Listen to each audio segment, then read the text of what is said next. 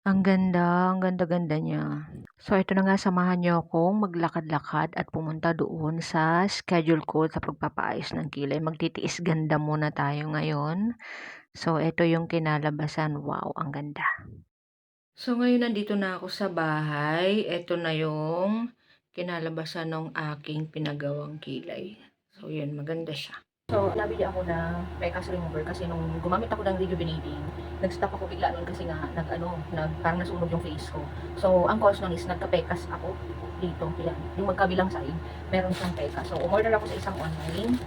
So, check ko kung okay siya, nagamitin ko siya. Sabi nila maganda daw to. So, yung kinuha ko yung buy one take one na promo nila. May idea na ako kung KK ba yung nabili ko or hindi. So, titingnan natin kung is it KK ba or legit yung nabili natin sa isang online. Tatlong piraso siya. Ayan.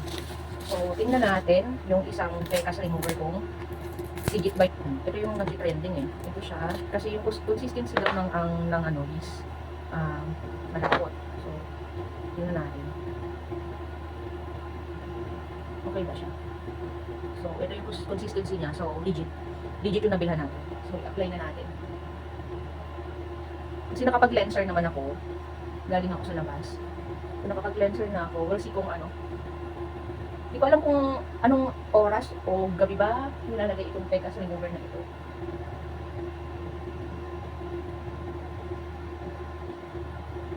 Diba? Malay mas gumanda dahil nabubulol na.